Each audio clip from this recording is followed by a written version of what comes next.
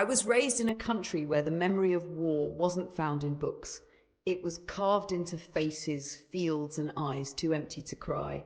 My life began when it was torn apart, the day Phnom Penh was evacuated.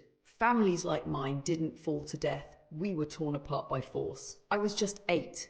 That morning, silence fell over the city. No horns, no voices, just columns of people moving like shadows, leaving everything behind except the weight of hope and despair. My father held my hand. My little sister clung to my shirt. My mother and older siblings were pushed into another group. We had no time to speak. No final hug, just a last glimpse. My mother's eyes searching for us before the crowd swallowed her. From that moment, childhood ended. I saw my father beaten after a tree accident made him unfit for labor. He collapsed beneath a coconut tree, bleeding. No one helped, no one dared. I stood frozen, starving, scared, helpless. My sister and I survived together for a time until we were separated. The woman who had taken us in said she couldn't feed 2 mouths. And just like that, I lost her. No address, no message, just her small hand slipping away. After that night, I no longer remember if I ever cried. Some pain lives too deep for tears. What remained was a quiet burn, an invisible wound that flared whenever I remembered.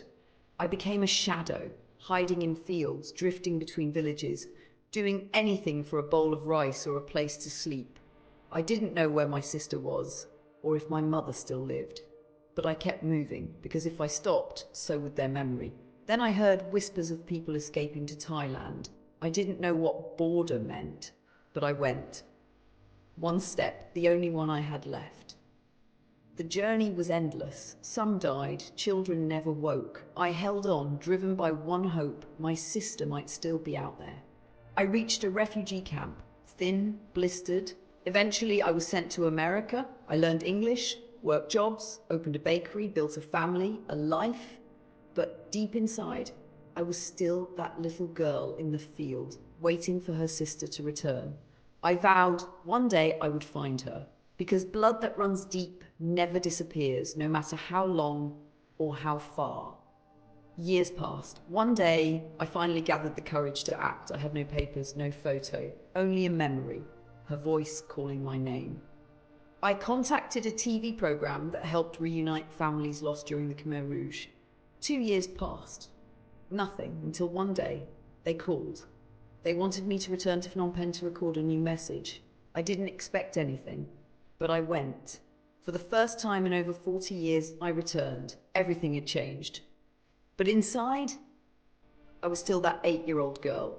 At the studio, I sat under the lights, ready to share my story again. But something felt different. And then, on the screen, a face appeared. It was her, older, worn, but the eyes, I knew those eyes. I stood, trembling. Time unraveled. She walked out, slowly, carefully. No words, just tears. We stood, 2 sisters once torn apart, now returned to each other. I reached out, she did too. When our hands touched, I knew this was real. I embraced her as if no time had passed. As if we were still those children in the fields, trembling in fear and hunger. She whispered my name. She told me she'd also grown up with strangers, forgotten my face, forgotten even our mother's name. But deep inside, something had always felt missing. Then we were told our mother was alive. We couldn't believe it. 40 years of wondering, she had survived. We entered a quiet room. No words were needed, and there she sat, small, frail. But those eyes, I had seen them before, in the crowd that final day. She looked at us, slowly, and whispered, "You're here." I fell to her feet. My sister knelt beside me, and our mother wrapped us in her arms as if afraid she might lose us again. She had buried our father, watched 5 children perish. But she lived, waking each day with one hope: to see us again. Now that prayer was answered. We didn't know what tomorrow held. But one thing was sure: we would never lose each other again. Because love, when it's true, will always find its way home. That night, I didn't sleep. I watched as our mother lay next to my sister, her hands still wrapped around the one she had once lost. The next morning, we took a photo, 3 of us.